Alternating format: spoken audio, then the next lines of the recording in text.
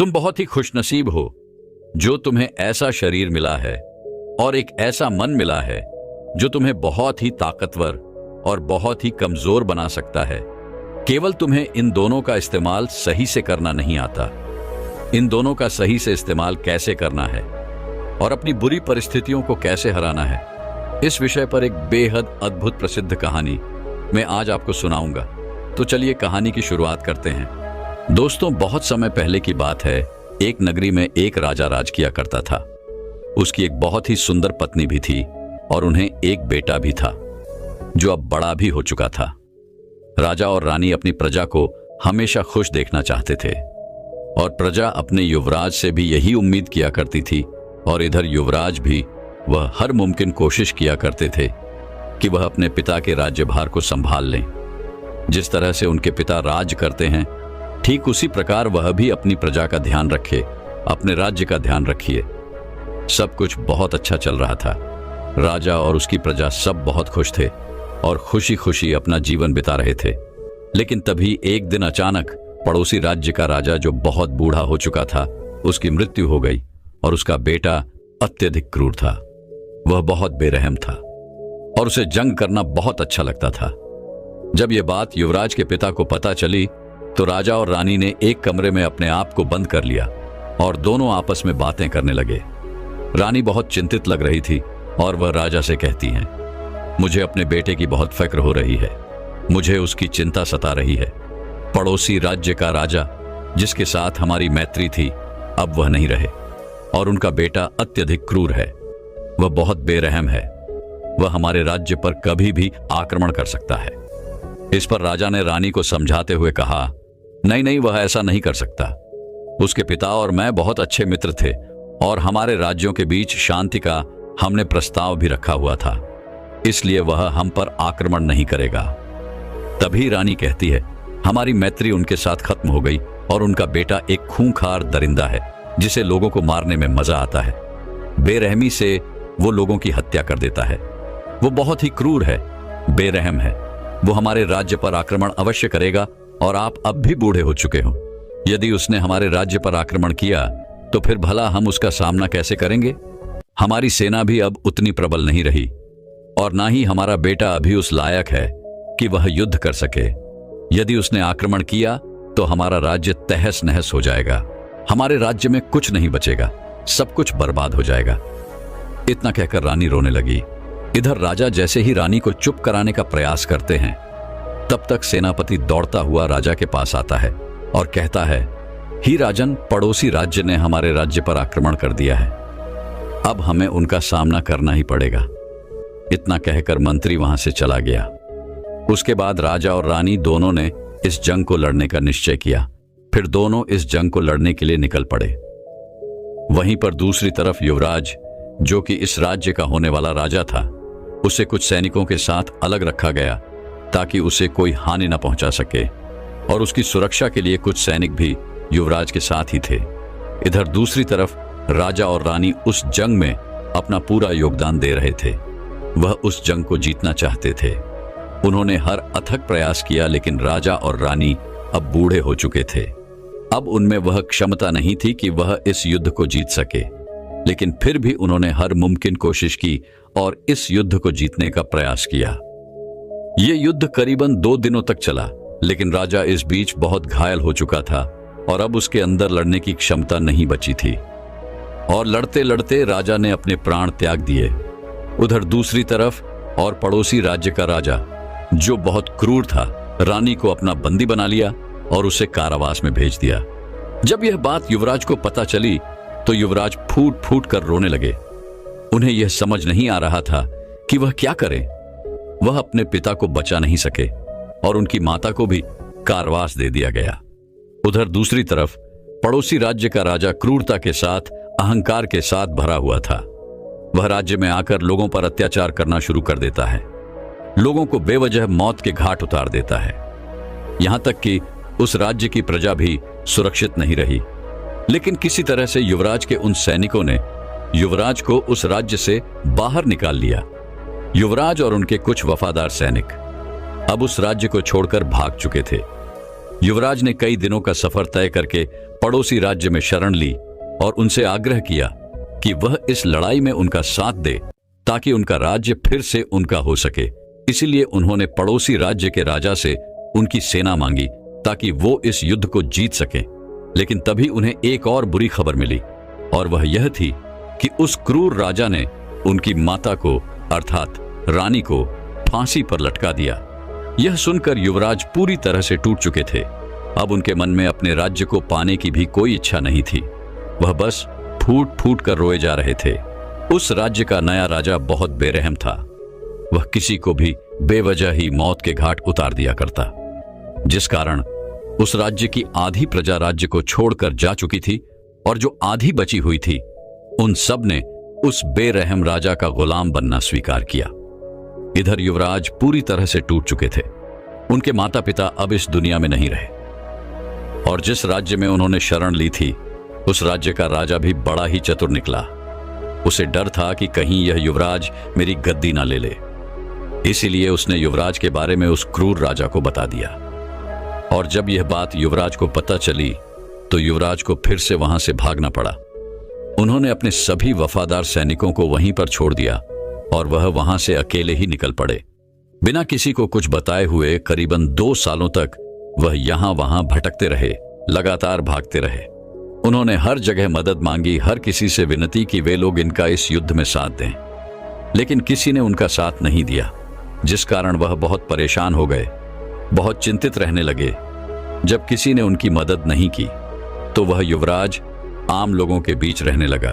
छोटा मोटा जो भी काम उसे मिलता वह उसे करके अपना गुजारा किया करता, लेकिन वह कभी किसी से यह नहीं कहता कि वह उस राज्य का राजा था। ऐसे ही कई दिन बीत गए। दिन के बाद महीने, महीने के बाद साल, और करीबन 5 साल ऐसे ही बिताने के बाद वह युवराज यह तक भूल चुका था कि वह किसी राज्य का युवराज था। उसने सारी आशाएं छोड़ दी थी। अब उसे किसी से कोई उम्मीद नहीं रह गई थी, और अब उस युवराज को यह भी यकीन हो चुका था कि उसकी पुरानी जिंदगी से अब उसके लिए कुछ नहीं बचा। इसलिए उसने अपना वह राज्य पाने की उम्मीद छोड़ दी थी, और वह एक छोटे से किसान के पास छोटी सी नौकरी करने लगा। वह उस किसान की बकरियों का ध्यान रखता था। वह उन बकरियों के पास ही सोया करता, उनका ख्याल रखता, उन्हें खिलाता पिलाता और उनकी हर एक जरूरत को पूरा करता। लेकिन दूसरी तरफ वो किसी से कुछ नहीं कहता और ना ही ज्यादा खाना खाता था। वह एकदम शांत रहता, अकेला रहता। उसे केवल एक ही चिंता सताए जा रही थी कि वह अपने राज्य को नहीं बचा सका। उसने अपने राज्य के लोगों को निराश किया है, और उसके राज्य की प्रजा उसे कभी माफ नहीं करेगी। ये सब सोच सोच कर वह हर दिन और भी ज्यादा चिंतित रहने लगा, परेशान रहने लगा। और ऐसे ही एक समय ऐसा आ गया कि उससे सारे काम धंधे भी बंद कर दिए थे। वह सब कुछ छोड़ छाड़ कर केवल इसी बात को लेकर सोचा करता, परेशान रहता। जब किसान को यह बात पता चली उसकी बकरियों का वह राजा का पुत्र ध्यान नहीं रख रहा है, तो किसान ने भी युवराज को वहां से निकाल दिया, क्योंकि वह अब किसान के किसी काम का नहीं था। युवराज वहां से निकलने के बाद जंगलों में अपना समय बिता रहा था। जंगलों में जो भी फल उसे मिल जाता वह उसे अपनी भूख मिटाता, और ऐसे ही वह अपना दिन गुजर बसर कर रहा था। ऐसे ही कई दिन बीत गए, और उसके बाद बारिश का मौसम आ गया। एक दिन आंधी तूफान आया, तो वह एक छोटी सी झोपड़ी में बारिश से बचने के लिए चला गया। जब वह उस झोपड़ी में गया तो उसने देखा कि वहां पर 3 बौद्ध भिक्षु थे जो बैठकर साधना कर रहे थे, ध्यान में लीन थे। वह जाकर चुपचाप उनके सामने यूं ही बैठ गया। जब उन बौद्ध भिक्षु ने अपनी आंखें खोली तो देखा कि एक युवक उनके सामने बैठा है जो बारिश में भीग चुका है। उन बौद्ध भिक्षु ने तुरंत ही उठकर युवराज को शरीर पहुंचने के लिए एक साफ वस्त्र दिया, सोने के लिए अच्छी जगह और एक गद्दा भी दिया, और रात्रि के समय उन्हें कुछ भोजन भी दिया गया। युवराज उन बौद्ध भिक्षु को देखकर बहुत प्रसन्न था। वह यह भूल चुका था कि इस दुनिया में बुरे लोगों के साथ अच्छे लोग भी हैं। लेकिन युवराज को रात भर नींद नहीं आई। वह केवल उन्हीं बातों को लेकर सोचता रहा और रोता रहा। उसे केवल एक ही चिंता सता रही थी कि उसके राज्य के लोग उसे कभी माफ नहीं करेंगे। उसने जो किया है वह गलत है। उसे अपने ऊपर बहुत शर्म आ रही थी। इस कारणवश वह रात भर सो नहीं पाया, और उसने यह तय किया कि सुबह होते ही वह यहां से चला जाएगा। वह उन बौद्ध भिक्षुओं के ऊपर बोझ नहीं बनेगा और ना ही उनका कोई फायदा उठाएगा। जैसे ही सुबह हुई, युवराज उस कुटिया से बाहर निकला। तभी उन तीनों बौद्ध भिक्षु में से एक बौद्ध भिक्षु ने उसे देख लिया और कहा, भंते कहां जा रहे हो? लेकिन युवराज ने उन बौद्ध भिक्षु के इस सवाल का कोई जवाब नहीं दिया। इधर पर बौद्ध भिक्षु युवराज से सवाल पे सवाल किए जा रहा था, लेकिन युवराज अपने मुख से कुछ नहीं कह रहे थे। लेकिन युवराज को उन बौद्ध भिक्षु की वह बातें अच्छी लग रही थी, क्योंकि इतने सालों में कोई ऐसा था जिसने उनका ध्यान रखा था, उनसे सवाल किए थे, जिस कारण उन बौद्ध भिक्षु का व्यवहार युवराज को बहुत अच्छा लग रहा था। इसी दौरान एक बूढ़ा आदमी उस कुटिया में आया और उसने सामने अपने राजकुमार को देखा। तुरंत उसके सामने नतमस्तक हो गया और कहने लगा, महाराज आप कहां थे? मैं आपको 5 सालों से ढूंढ रहा हूं। मैंने आपकी तलाश कहां कहां नहीं की। इन 5 सालों में मैंने आपको कहां कहां नहीं ढूंढा। आपकी प्रजा भी आपका इंतजार कर रही है। प्रजा चाहती है कि आप एक बार फिर से अपने राज्य पर राज करें। यदि आप अपने राज्य को फिर से पाना चाहते हैं तो हम सब आपके साथ देंगे। उन्हें आपकी बहुत जरूरत है, वे आपको बहुत याद करते हैं। लेकिन उधर दूसरी तरफ युवराज मन ही मन बहुत चिंतित था। वह निराश हो चुका था अपने जीवन से, अपनी जिम्मेदारियों से। वह यह जानता था वह इतनी बड़ी जिम्मेदारी नहीं ले पाएगा। वह कई बार असफल हो चुका था, जिस कारण क्रोधित होकर वह राजकुमार उस बूढ़े व्यक्ति से कहता है, कौन महाराज? कैसा महाराज? मैं किसी राज्य का महाराज नहीं हूं। मुझे अकेला छोड़ दो, मुझे जाने दो। लेकिन उनका वह वफादार सैनिक उनका पीछा छोड़ने के लिए तैयार नहीं था। उसने उन्हें मनाने की बहुत कोशिश की, लेकिन युवराज मानने को तैयार ही नहीं थे। काफी देर तक प्रयासों की बात भी जब युवराज नहीं माने तो वह उनका वफादार सैनिक निराश होकर वहां से चला गया।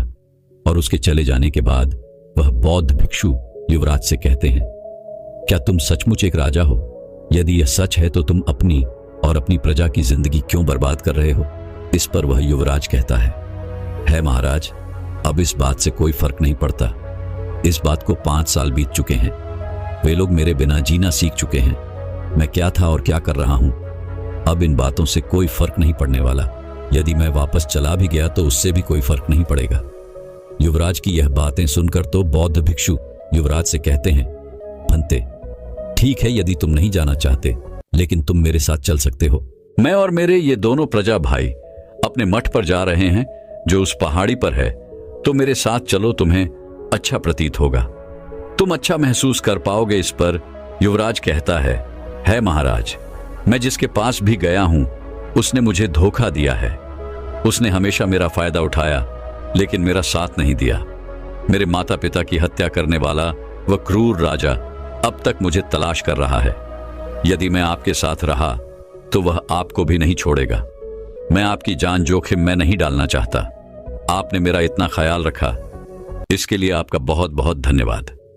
इस पर वह बौद्ध भिक्षु युवराज से कहते हैं, तुम्हें यह कैसे पता कि हर बार तुम्हारे साथ जो हुआ है इस बार भी तुम्हारे साथ वही होगा? यदि तुम प्रयास ही नहीं करोगे तो फिर तुम्हें पता कैसे चलेगा कि क्या सही है और क्या गलत? मैं जानता हूं तुमने अपने पिछले जीवन में बहुत कुछ सहा है, लेकिन इसका यह अर्थ नहीं कि आगे का जीवन भी तुम्हारे लिए वैसा ही रहेगा। इसलिए तुम मेरे साथ चलो। मुझे यकीन है तुम्हें वहां बहुत अच्छा लगेगा और तुम्हारी मन को शांति मिलेगी। उन बौद्ध भिक्षु के बार बार कहने के बाद भी युवराज नहीं माना और उसने जाने से मना कर दिया और उसने तय किया कि वह इसी कुटिया में रहेगा। लेकिन वह तीनों बौद्ध भिक्षु वहां से उस पहाड़ी की ओर चल पड़े। उनके जाने की कुछ दिन बाद ही उस कुटिया का मालिक आया। उसने युवराज को बताया कि उसने यह कुटिया कुछ साधुओं को किराए पर दी थी, लेकिन जितने समय के लिए उन बौद्ध भिक्षुओं ने इस कुटिया को किराए पर लिया था वह उससे पहले यहां से निकल पड़े, जिस कारण युवराज को वहां कुछ दिन रहने का मौका मिल सका। लेकिन अब युवराज को यह घर खाली करना पड़ेगा और रात का समय था, इसलिए युवराज ने गांव के बाहर ही अपने रहने का इंतजाम किया। ठीक उसी समय युवराज का वह वफादार सैनिक फिर से उनके पास आया और उनसे कहने लगा, महाराज मुझे माफ कीजिए, लेकिन मैं आपके साथ ही रहूंगा और इसके अलावा मेरे पास और कोई विकल्प नहीं है। सब जानते हैं कि मैं आपका वफादार हूं। और इस वजह से मेरी भी जान जोखिम में है, संकट में है। युवराज ने जब यह बात सुनी तो वह नहीं चाहता था कि उसके वफादार सैनिकों को खतरा हो, इसलिए वह अपने वफादार सैनिकों को लेकर उन बौद्ध भिक्षु के मठ की ओर चल पड़ा। वहां पहुंचते ही वह उन बौद्ध भिक्षु से मिला जिससे वह कुटिया में मिला था। उन्हें देखकर वह बहुत खुश हुए और उन बौद्ध भिक्षु को यह पहले से ही पता था कि युवराज वहां पर अवश्य आएंगे। तभी वह बौद्ध भिक्षु युवराज से कहते हैं, भंते मैं आज बहुत खुश हूं क्योंकि तुमने अपनी राह आखिर ढूंढ ही ली। उन बौद्ध भिक्षु ने युवराज का आदर सत्कार किया और उन्हें अपने मठ में जगह दी, लेकिन दूसरी तरफ युवराज शांत था। वह कुछ नहीं कहना चाहता था। वह तो केवल अपने उस वफादार सैनिक की जान बचाना चाहता था जिस कारण वह उस मठ में गया था। अगले दिन वह बौद्ध भिक्षु युवराज के पास पहुंचते हैं और उसे कहते हैं, भंते तुम एक राजा हो तो तुम क्यों अपनी और अपने प्रजा की जिंदगी इस तरह से बर्बाद कर रहे हो? तुम चाहो तो एक बार फिर से अपने साम्राज्य को पा सकते हो और अपनी प्रजा का ख्याल रख सकते हो। लेकिन इस पर युवराज ने कुछ भी जवाब नहीं दिया। उन्होंने बस अपना सर झुका लिया। तभी वह बौद्ध भिक्षु युवराज से कहते हैं, भंते तुम्हें ऐसा क्यों लगता है कि यदि तुमने फिर से कोशिश की तो तुम नाकामयाब रहोगे? यदि तुम कोशिश ही नहीं करोगे तो तुम कैसे जान पाओगे कि तुम सही हो या गलत? उन बौद्ध भिक्षु की ये सारी बातें सुनकर वह युवराज क्रोधित हो उठे और उन्होंने कहा, आखिर आप मुझसे क्या चाहते हैं? मैं क्या करूं? मैंने अपनी प्रजा का दिल दुखाया है, उनके विश्वास को तोड़ा है। अब उनके दिल में मेरे लिए कोई जगह नहीं है और ना ही मैं अपने साम्राज्य को वापस पाना चाहता हूं। यदि आप चाहते हैं तो मैं यहां से भी चला जाता हूं। इतना कहकर जैसे ही वह युवराज वहां से जाने के लिए निकालने लगे, तभी वह बौद्ध भिक्षु युवराज से कहते हैं, भंते तुम्हें क्या करना है यह तो तुम्हें ही पता करना होगा, यह तो तुम्हें ही समझना होगा। यह मैं तुम्हें नहीं बता सकता क्योंकि तुम्हें अपनी राह खुद ढूंढनी होगी। मैं तो केवल तुम्हें मार्ग दिखा सकता हूं और उस पर चलना तो तुम्हें ही होगा। इतना कहकर वह बौद्ध भिक्षु वहां से चले गए और युवराज के कानों में उन बौद्ध भिक्षु की यह बातें गूंज रही थीं। अगले दिन सुबह सुबह मठ में हर किसी को कुछ ना कुछ काम दिया जा रहा था। राजकुमार के वफादार सैनिक को भी कुछ ऐसा काम दिया गया जिसे उसे पूरा करना था। हर कोई काम में लगा हुआ था, लेकिन राजकुमार अब भी चिंतित थे, परेशान थे। वह एकांत में बैठे हुए थे। तभी वहां एक बौद्ध भिक्षु आए और उन्होंने उनके हाथों में एक पुस्तक थमा दी। वह पुस्तक देखकर राजकुमार को कुछ समझ नहीं आ रहा था कि आखिर वह इस पुस्तक का क्या करेंगे और यह पुस्तक उन्हें क्यों दी गई है। हालांकि वह पहले एक युवराज थे और उन्हें कई सारी भाषाएं भी सिखाई गई थीं, लेकिन जिस भाषा में यह किताब थी उन्हें इसके बारे में तनिक विज्ञान नहीं था। उन्हें इस किताब का एक एक शब्द समझ नहीं आ रहा था। काफी देर देखने के बाद जब वह परेशान हो गए तो वह उस पुस्तक को लेकर उस बौद्ध भिक्षु के पास पहुंचे और कहने लगे, यह पुस्तक मुझे क्यों दी गई है? इस पुस्तक में मुझे कुछ भी समझ नहीं आ रहा। मैं इस पुस्तक का क्या करूंगा? इस पर वह बौद्ध भिक्षु कहते हैं, भंते तुम एक युवराज हो और तुमने भाषाएं तो पढ़ी ही होंगी। तुम्हें इस पुस्तक को पढ़ना होगा, इसे समझना होगा। और वैसे भी यहां पर हर कोई कुछ ना कुछ काम कर रहा है और ऐसे में तुम यदि शांत बैठोगे, एकांत में बैठोगे तो इससे तुम्हें क्या लाभ होगा? आज का तुम्हारा काम यही है। इतना कहकर वह बौद्ध भिक्षु वहां से चले गए। यह देखकर युवराज को लगा कि मानो वह बौद्ध भिक्षु उससे नाराज हो गए हैं, इसलिए उसने अपने काम को पूरा करना ठीक समझा। उसने उस पुस्तक को उठाया और उसके एक एक शब्द को समझने का प्रयास किया। उन्हें जोड़ते हुए उसने उस पुस्तक को पूरा पढ़ा, लेकिन इसमें काफी समय बीत चुका था, जिस कारण युवराज को लग रहा था यदि मैं अब उन बौद्ध भिक्षु के पास जाऊंगा तो वो बौद्ध भिक्षु मुझसे नाराज होंगे, क्रोधित होंगे। लेकिन फिर भी उसने किसी तरह से हिम्मत जुटाई और उन बौद्ध भिक्षु के पास पहुंचा। वह बौद्ध भिक्षु यह देखकर बहुत प्रसन्न थे कि युवराज ने वो पुस्तक पूरी पढ़ ली है। उन्होंने युवराज से कहा, भंते तुम तो कहते थे कि तुम्हें यह पुस्तक पढ़नी नहीं आती, फिर तुमने कहा फिर कैसे इस पुस्तक को पढ़ लिया। इस पर वह युवराज कहता है कि मैं एक युवराज हूं और मुझे पहले से ही कई सारी भाषाएं सिखाई गई थी। मैंने उन्हीं का इस्तेमाल किया। धीरे धीरे इसके एक एक शब्द को समझना शुरू किया। और उन्हें मिला मिलाकर मैंने उनके शब्दों को समझा, उसे पढ़ा और उसके अर्थ को समझ पाया। इस पर वह बौद्ध भिक्षु खुशी खुशी युवराज से कहते हैं, तुमने बहुत अच्छा काम किया है और यही काम हर किसी को करना चाहिए। जब तुम्हारे सामने एक बड़ा लक्ष्य हो तो उस लक्ष्य को छोटे छोटे भागों में विभाजित कर दो और फिर अपने छोटे छोटे कदम आगे बढ़ाओ। इसी तरह से तुम अपने लक्ष्य तक कब पहुंच जाओगे यह तुम्हें पता भी नहीं चलेगा। ठीक इसी प्रकार से यदि तुम चाहो तो तुम अपने राज्य को भी वापस पा सकते हो। इस पर वही युवराज एक बार फिर से क्रोधित हो उठा और उसने उन बौद्ध भिक्षु से कहा, है महाराज, आपको मेरे राज्य से क्या लेना देना? मैं युवराज था या हूं, इस बात से अब कोई फर्क नहीं पड़ता। मैंने वो समय भुला दिया है और अब मैं दोबारा उस राज्य का राजा नहीं बनना चाहता। मैंने अपनी प्रजा को दुख पहुंचाया है, उन्हें तकलीफ दी है। ऐसे समय पर मैं उन्हें छोड़कर भाग गया और अब मेरी प्रजा मुझे वापस नहीं पाना चाहती। उनके मन में मेरे लिए केवल क्रोध है। इस पर वह बौद्ध भिक्षु युवराज से कहते हैं, यदि तुम अपने हुनर को यूं ही बर्बाद करते रहोगे तो अवश्य ही एक दिन तुम सचमुच अपने राज्य से हाथ धो बैठोगे और तुम्हें तुम्हारी प्रजा भी कभी प्यार नहीं करेगी।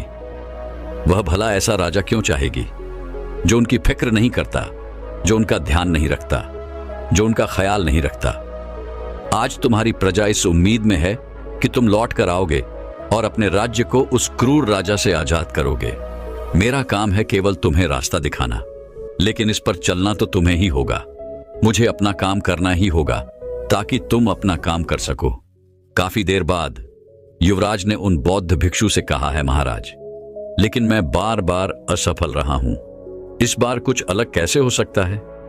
मैं हार हार के थक चुका हूं, परेशान हो चुका हूं। मैंने कई तरीके अपनाए अपने राज्य को वापस पाने के, लेकिन किसी ने मेरा कोई साथ नहीं दिया।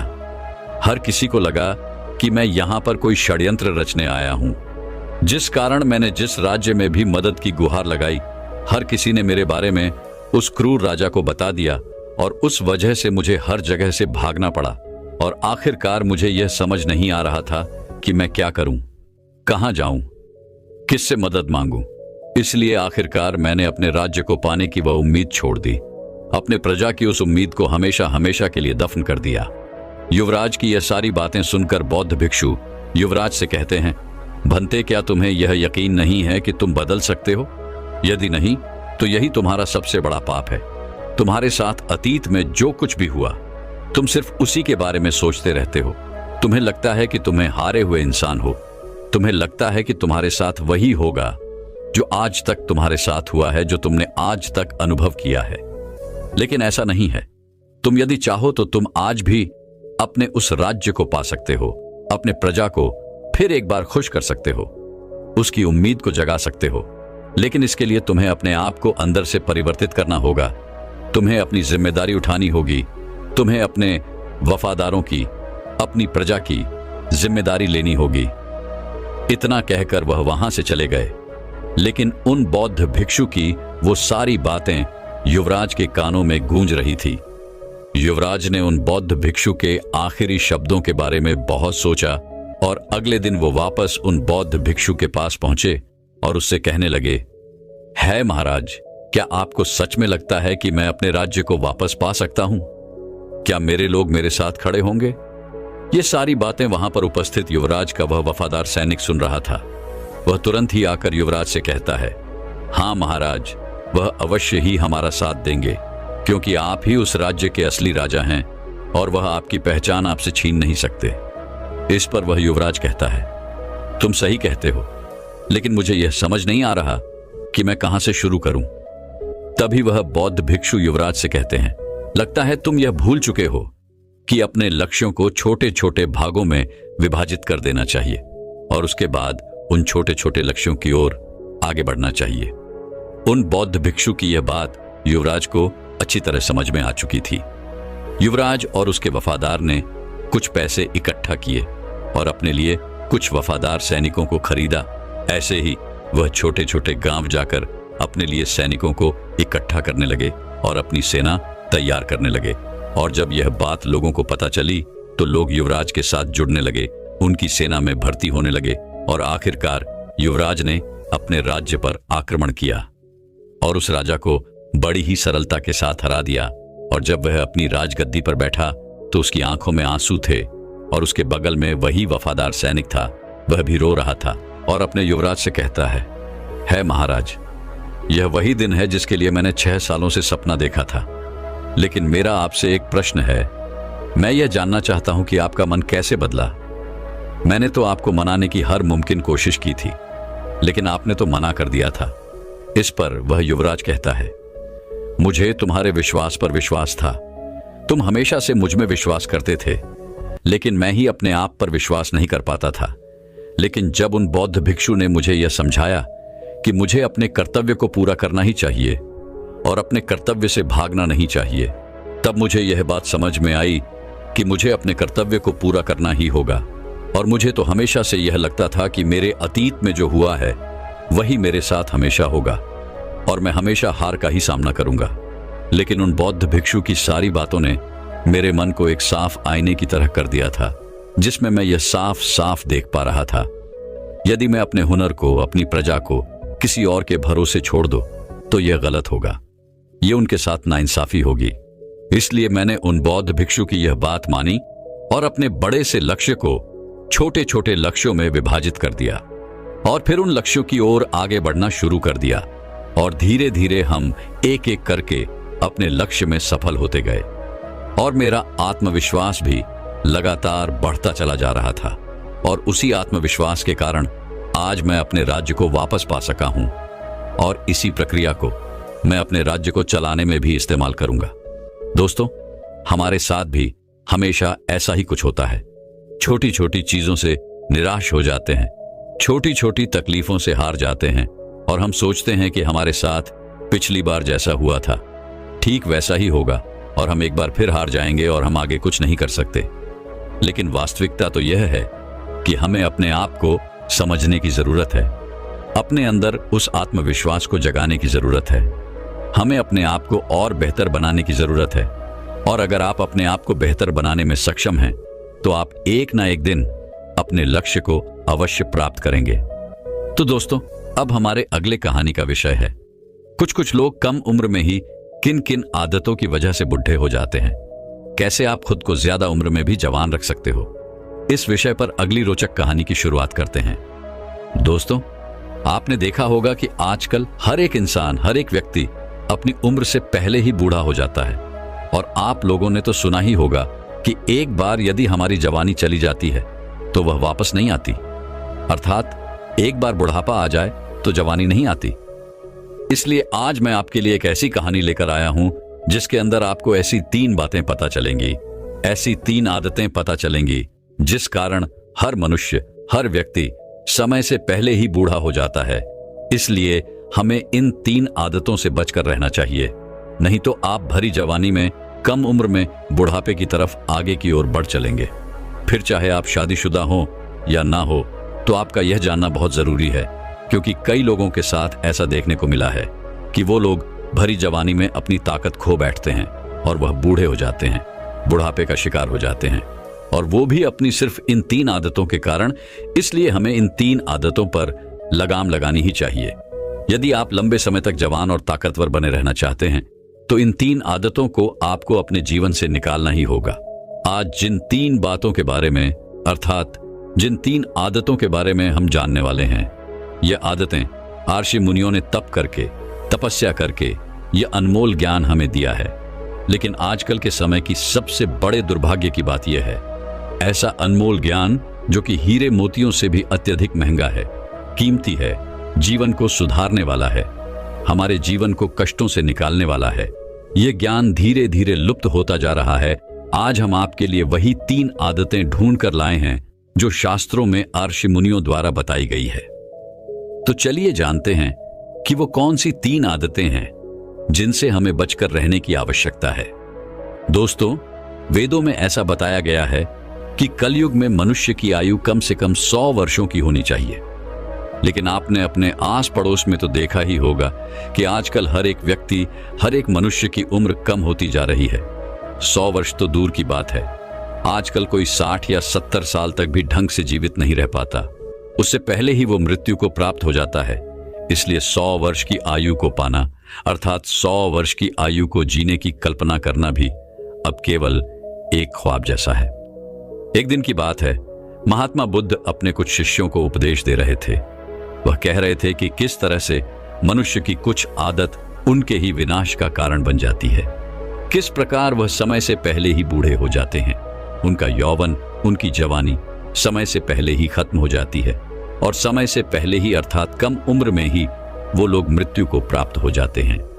जब महात्मा बुद्ध अपने सभी शिष्यों को यह उपदेश दे रहे थे, तभी उनमें से एक शिष्य महात्मा बुद्ध से कहता है, हे तथागत, वह कौन से कारण है जिनके कारण एक मनुष्य, एक व्यक्ति समय से पहले ही बूढ़ा हो जाता है और वह मृत्यु को प्राप्त हो जाता है? तभी महात्मा बुद्ध अपने उस शिष्य के प्रश्न का उत्तर देते हुए कहते हैं, पहला कारण है, अर्थात पहली आदत है, अभिमान से भरा हुआ एक घमंडी और एक अहंकारी इंसान। महात्मा बुद्ध कहते हैं कि अभिमान, घमंड मनुष्य की आयु को हर लेता है, क्योंकि ऐसा व्यक्ति दूसरों में दोष निकालना और अपने में अच्छाई देखता है। ऐसा व्यक्ति दूसरों में केवल कमी ही निकालता रहता है और अपने में अच्छे गुण देखता है, और ऐसे ही व्यक्ति घमंड का शिकार हो जाते हैं। उनके अंदर अहंकार कूट कूट कर भरा हुआ होता है। ऐसा व्यक्ति अपने आप को बलवान, बुद्धिमान समझता है। वह अपने आप को त्यागी मानने लगता है। उसे ऐसा लगता है कि उससे बेहतर और कोई नहीं है, और ऐसा व्यक्ति अपने आप को सर्वोपरि मानने लगता है। उसे लगता है कि अब उससे ऊपर और कोई नहीं है, और यही गलतफहमी, यही अहंकार उसकी आयु को भी कम करता है, और अभिमान के कारण मनुष्य सही राह से भटक जाता है। और ऐसे मनुष्य को भ्रष्ट होने में ज्यादा वक्त नहीं लगता। और वहीं पर जो व्यक्ति अपनी बड़ाई करता रहता है, जिसे अपनी प्रशंसा करने में मजा आता है, जिसे केवल अपनी ही बढ़ाई करना अच्छा लगता है, उसे दुनिया में कोई प्रेम नहीं करता, उसे कोई भी पसंद नहीं करता। आप समझ चुके होंगे कि ज्यादा बोलना भी आपकी उम्र को कम करता है, क्योंकि ज्यादा बोलने वाला व्यक्ति व्यर्थ में ही बकबक करता रहता है, व्यर्थ में ही बोलता रहता है। फिर चाहे उससे कोई बात करे या ना करे, उसे कोई राय ले या ना ले, लेकिन वह बीच में पड़कर जरूर कुछ ना कुछ बोलता जरूर है। और व्यर्थ में बोलने वाले व्यक्ति की आयु भी छोटी हो जाती है। झूठ मूठ का हर सुबह बढ़ चढ़कर बोलने वाला व्यक्ति बेवजह ही बोल बोलकर अपनी शक्ति को, अपनी ऊर्जा को नष्ट कर देता है। जो आत्मा की शक्ति होती है, वह उस शक्ति को धीरे धीरे नष्ट करता चला जाता है, और यही कारण है कि उसकी आयु घटने लगती है। ऐसे व्यक्तियों की आयु और बुद्धि दोनों ही कम होने लगती है, और ऐसे ही व्यक्तियों का यौवन अर्थात उनकी जवानी बहुत जल्दी खत्म हो जाती है। इस प्रकार ज्यादा बोलने वाले व्यक्तियों का कोई सम्मान नहीं करता, उनकी बातों पर कोई ध्यान नहीं देता, उनकी बातों को कोई गंभीरता से नहीं लेता, और ऐसे व्यक्ति अपना सम्मान भी खो बैठते हैं। लोग उनसे दूर भागते हैं। ऐसे व्यक्तियों को अपने इस आदत से छुटकारा पाने के लिए ध्यान का अभ्यास करना चाहिए। इससे उनको दोहरा लाभ मिलेगा। आपने देखा होगा कि आज भी कई ऐसे साधु संत हैं, कई ऐसे आर्षि मुनि हैं जिनकी उम्र बहुत लंबी है, जो लोग अत्यधिक बूढ़े हो चुके हैं, लेकिन अब भी वो जीवित हैं, क्योंकि वह बहुत कम बोलते हैं। जितना जरूरत होती है वह केवल उतना ही बोलते हैं। व्यर्थ की बातों में वह अपनी शक्ति नष्ट नहीं करते, इसीलिए उनकी आयु लंबी होती है। जिस व्यक्ति में त्याग की भावना नहीं होती, उस व्यक्ति की भी आयु अतिथि कम हो जाती है। जो व्यक्ति केवल सांसारिक सुखों में लिप्त रहता है, भोग विलास में लिप्त रहता है, शारीरिक सुख और काम वासना के चक्कर में रहने वाला व्यक्ति भी अपनी आयु को तेजी से कम कर लेता है, और ऐसे व्यक्ति बहुत जल्द ही मृत्यु को प्राप्त हो जाते हैं। जिन व्यक्तियों के जीवन में संयम नहीं होता, वह ज्यादा दिनों तक जीवित नहीं रह पाते, और जो व्यक्ति सहमत है, जो व्यक्ति संयम के साथ जीता है, जिस व्यक्ति को त्याग करना आता है, जिसके भीतर त्याग की भावना है, वो अपने जीवन को सुख और शांति से जीता है, जिस कारण उसकी आयु भी लंबी होती चली जाती है। हर मनुष्य को अपने जीवन में एक बात अवश्य ध्यान रखनी चाहिए कि वह इस संसार में किसी से कुछ लेने नहीं बल्कि कुछ देने आया है। लेकिन हम में से अधिकांश लोग तो केवल अपने बारे में ही सोचते रहते हैं। वह अपने लालच को पूरा करना चाहते हैं, अपनी इच्छाओं को पूरा करना चाहते हैं, फिर चाहे उससे किसी को भी नुकसान हो जाए, इस बात से उन्हें कोई फर्क नहीं पड़ता। वह केवल अपनी उसी इच्छा की पूर्ति के लिए उसी प्रकार काम करते रहते हैं। और ऐसे व्यक्तियों को समाज में कोई सम्मान नहीं मिलता। वहीं पर जो व्यक्ति त्याग की भावना रखते हैं, दूसरों के लिए सोचते हैं, दूसरों के लिए कर्म भी करते हैं, ऐसे व्यक्तियों को समाज में बहुत सम्मान भी मिलता है और वे अपना जीवन शांति और सुख में तरह से बिताते हैं, जिस कारण उनकी शक्ति नष्ट कम होती है और वह अपनी आयु बढ़ा लेते हैं। और साथ ही साथ जब ऐसे व्यक्ति को कोई जरूरत पड़ती है तो समाज भी उनका साथ देने के लिए पूरी तरह से तैयार होता है। आगे महात्मा बुद्ध कहते हैं, क्रोध करना। क्रोध एक व्यक्ति का, एक मनुष्य का सबसे बड़ा दुश्मन होता है। क्रोध आपसे कब और क्या करवा दे, यह आपको पता तक नहीं चलता। क्रोध में आप ऐसी गलतियां तक कर बैठते हैं जिसका आपको जीवन भर पछतावा होता है और उसका दुख आपको जीवन भर भोगना ही पड़ता है। इसलिए जब भी आपको क्रोध आए तो आपको अपने ऊपर ध्यान देना चाहिए, अपने ऊपर नियंत्रण रखना चाहिए कि कहीं आपसे कोई बड़ी गलती ना हो जाए, कहीं कोई बड़ी भूल ना हो जाए। आप किसी को कुछ ऐसे अपशब्द ना कहे जिससे आपको अपने जीवन भर पछतावा हो।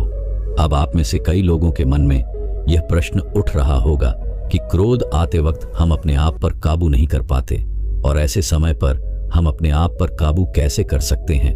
तो इसका एक बड़ा ही सीधा और सरल जवाब है, ध्यान। यदि आप प्रतिदिन ध्यान करते हैं तो आप अपने मन पर, अपने मस्तिष्क पर अपना पूरा नियंत्रण पा सकते हैं। इसके लिए आपको अभ्यास की आवश्यकता है और इसके लिए आपको निरंतर अभ्यास करते ही रहना चाहिए। तभी आप क्रोध आते वक्त अपने आप को देख पाएंगे, समझ पाएंगे और अपने आप पर नियंत्रण पा सकेंगे।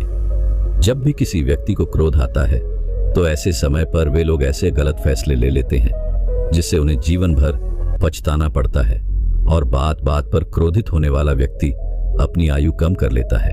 और ऐसे व्यक्ति जो बात बात पर क्रोध करते हैं वह दिन भर अपना नुकसान तो करते ही है, साथ ही साथ उनकी आयु भी कम होती चली जाती है। और ऐसे व्यक्ति न केवल अपना नुकसान करते हैं बल्कि अपने आस पड़ोस, अपने परिवार वाले, अपने मित्रों तक का भी नुकसान करने से पीछे नहीं हटते। महात्मा बुद्ध कहते हैं, जो व्यक्ति क्रोध पर काबू पा सकता है उसने खुद पर पूरी तरह से नियंत्रण पा लिया है। वही असली योगी है, वही सारे सुखों का अधिकारी है। और तो और क्रोध को नरक का द्वार भी बताया गया है। कोई भी व्यक्ति या कोई भी मनुष्य चाहे कितना भी अच्छा कर्म क्यों ना करता हो, चाहे वह कितना भी पुण्य का काम क्यों ना करता हो, लेकिन यदि वह बात बात पर क्रोधित होता है तो वह अपने पूरे जीवन को नष्ट कर लेता है। अपने साथ वह अपने घर वालों का जीवन भी पूरी तरह से बर्बाद कर देता है और ऐसा जीवन नरक से बदतर होता है। एक स्वार्थी व्यक्ति समाज में कलंकित होता है और स्वार्थी सभी अनाथों का मूल है। एक स्वार्थी मनुष्य, एक लालची मनुष्य अपने स्वार्थ को सिद्ध करने के लिए, अपने काम को पूरा करने के लिए किसी भी हद तक गिर सकता है और ऐसे स्वार्थी व्यक्तियों में किसी भी प्रकार की लाज शर्म नहीं होती। उन्हें इस बात से फर्क नहीं पड़ता कि दुनिया क्या कहेगी, उन्हें तो इस बात से फर्क पड़ता है यदि उनका काम ना पूरा हुआ तो वह क्या करेगा। और यही स्वार्थ है कि आज चारों तरफ केवल पाप ही फैला हुआ है, क्योंकि हर व्यक्ति स्वार्थी बनकर जी रहा है। हर व्यक्ति केवल अपना स्वार्थ देख रहा है, इसीलिए चारों तरफ अशांति है, दुख है, पीड़ा है, तकलीफें हैं। सोने के लिए लोगों के पास अच्छा घर है, आरामदायक बिस्तर है, लेकिन फिर भी उन्हें चैन की नींद नहीं आती। एक बात हमेशा ध्यान रखिएगा, दूसरों से जलने वाला, दूसरों से ईर्ष्या करने वाला, दूसरों की तरक्की को देखकर दुखी होने वाला भीतर ही भीतर अपनी आत्मा की इस शक्ति को नष्ट करता चला जाता है, जिस कारण उसकी आयु कम होने लगती है। और ऐसे व्यक्ति जिन्हें दूसरों के खुशी से जलन होती है, ईर्ष्या होती है, वे लोग अपने आप को नकारात्मक विचारों से घेर लेते हैं और इन्हीं नकारात्मक विचारों के कारण वह अपना पूरा जीवन बर्बाद कर लेते हैं। उनके आसपास का पूरा माहौल एकदम नकारात्मक ऊर्जा से भर जाता है और यही नकारात्मक ऊर्जा उसकी जीवन शक्ति को धीरे धीरे दुर्बल बनाती चली जाती है और वह मनुष्य अपनी शक्ति को पहचान नहीं पाता। उस नकारात्मक ऊर्जा के सामने वह हार मान लेता है, जिस कारण वह उसके जीवन शक्ति को कम करने लगता है। धीरे धीरे उसकी आयु भी कम हो जाती है और ऐसे व्यक्ति भी जल्द ही मृत्यु को प्राप्त हो जाते हैं। इसलिए किसी भी व्यक्ति को स्वार्थी नहीं होना चाहिए। स्वार्थी भावना को हमें जितनी जल्दी हो सके उतनी जल्दी इसका त्याग कर देना चाहिए। एक स्वार्थी व्यक्ति कभी भी किसी को भी कहीं भी किसी भी काम के लिए धोखा दे सकता है और एक स्वार्थी व्यक्ति के ऊपर कभी कोई भरोसा नहीं करता। महात्मा बुद्ध कहते हैं, यह अपने सच्चे मित्र और अपने अच्छे मित्र को धोखा देने वाला व्यक्ति भी नीच और अधर्मी होता है। ऐसे मनुष्य की निंदा हर जगह पर होती है। ऐसे लोगों को कोई पसंद नहीं करता। इसलिए हमें हमेशा खुश रहना चाहिए, लोगों की भलाई देखनी चाहिए, लोगों की खुशी में खुश रहना चाहिए, क्योंकि दूसरों की खुशी से जलकर आपको आपकी ईर्ष्या की भावना से ना तो उसकी खुशी छिन जाएगी और ना ही आपको वह खुशी मिल पाएगी। मनुष्य के जीवन में मित्रों का बहुत महत्व होता है। एक अच्छा और एक सच्चा मित्र आपको कई प्रकार की तकलीफों से, कई प्रकार की पीड़ाओं से बाहर निकाल सकता है। जब आपके साथ कोई ना हो, जब आपका साथ कोई ना दे रहा हो, तब आपका सच्चा मित्र आपके साथ होता है और वह आपको उस दुविधा से, उस तकलीफ से, उस पीड़ा से बाहर निकालने में आपकी मदद करता है। सच्ची मित्रता में वो शक्ति होती है जिस शक्ति से आपके शत्रु भी आपसे डरते हैं। जब आप अकेलेपन में या आप कभी किसी मुसीबत में फंस जाते हैं तो मित्रता की यही शक्ति आपकी मदद करती है और आपको उस मुसीबत से बाहर